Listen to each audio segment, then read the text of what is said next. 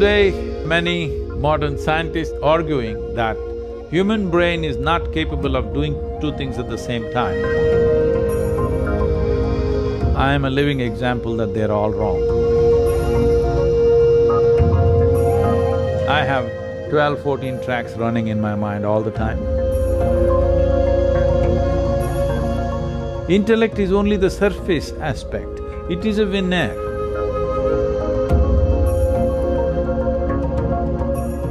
In the huge volume of intelligence that makes us who we are.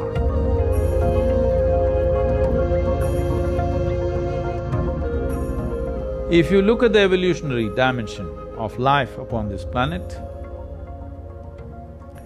why a human being is dominating this world, though physically we are weaker than many other creatures on the planet, is simply because in some way we have become more competent than others. So the competence of being human is greatly reduced when there is no clear distinction between what is memory, what is imagination, what is sleep, what is wakefulness. There are 5 major points of receptivity in one's mind. These are centers of memory, centers of imagination, centers of right perception, centers of perversion, and centers of sleep. If you practice classical yoga, these 5 dimensions will be distinctly separate in your experience. If it is not separate, what happens to you is, when you want to remember something, your imagination plays havoc with your memory. When you want to imagine something, your memory will constrain you from really proper dimension of imagination. When you want to sleep, you will have dreams. When you want to be awake, you will fall asleep. This causes a whole lot of confusion and inefficiency of life. I'm not talking about you being efficient in your profession or in your office or wherever else. That also, yes, in that way also it manifests, but more than that, inefficiency of life. When I say inefficiency of life, this life will not function with the effervescence and exuberance and exploration that life is, that it can explore many dimensions within itself. This possibility is greatly reduced simply because this mix-up has happened in people's experience of life. Classical yoga is very focused on separating these things. If you separate these things, you can become what is called as an avadhani.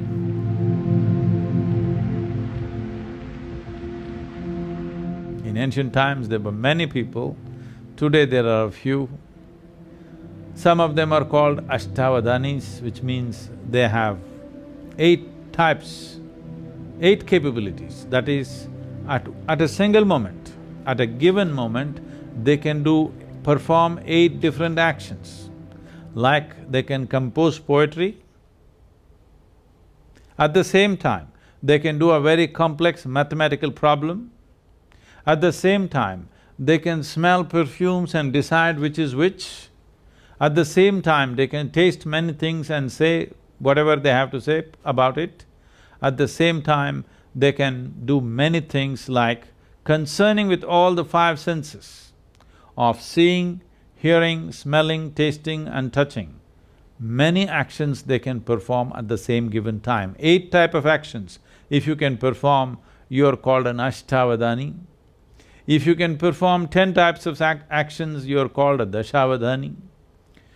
If you can do 100 types of actions, you are called a shatavadhani. If you can do 1,000 types of actions, you are called a sahasravadhani. Sahasravadhanis have been very rare. People say that Agastya Muni was a Sahasravadhani, that means he could do 1,008 things at the same time.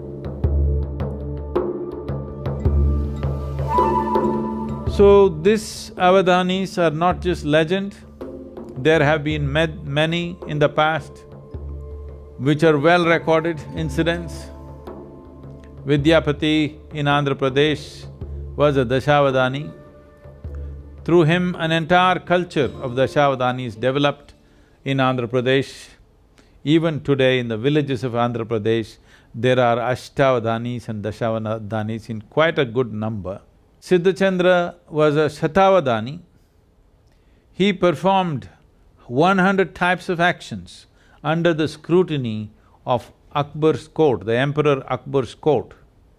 And he was honored for this and given the title of Shatavadani because he performed 100 functions.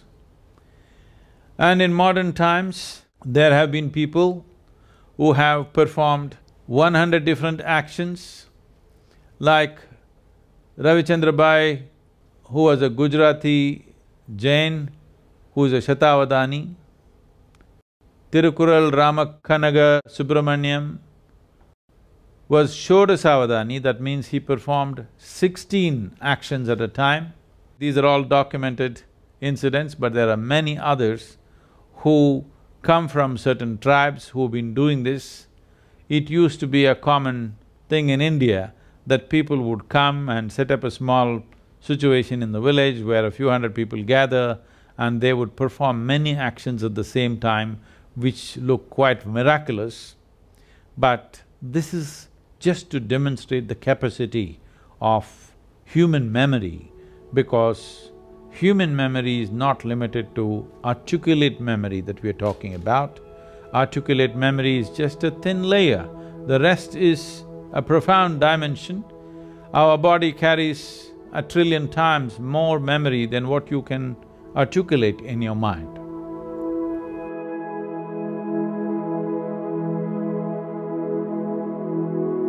Today, there are many modern scientists, unfortunately, arguing that human brain is not capable of doing two things at the same time.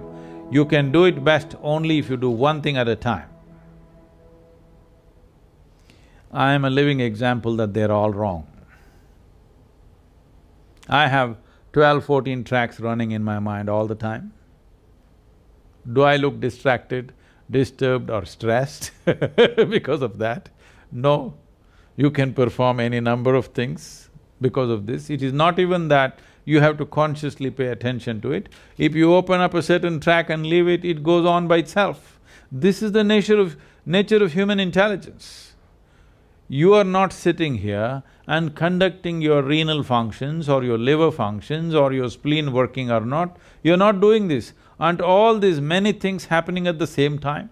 Isn't there an intelligence within us which is capable of doing all these things?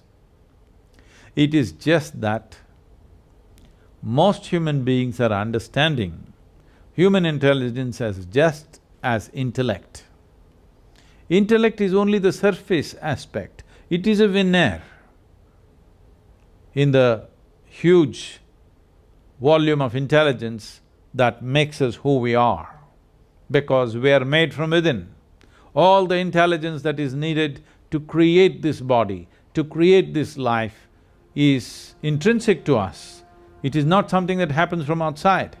It is intrinsic to us.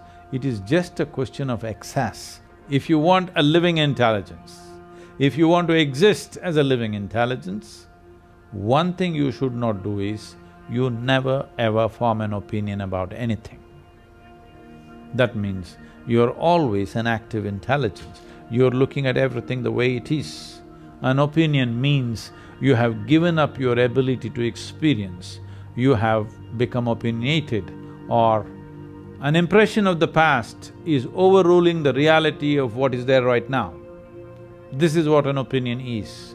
But unfortunately, we have created societies where unless you have an opinion, you're considered dumb or stupid because you have no opinion. But that's the smartest thing you can do, that is the most intelligent thing you can do, is that you did not subscribe to any opinion, you're willing to look at everything just the way it is.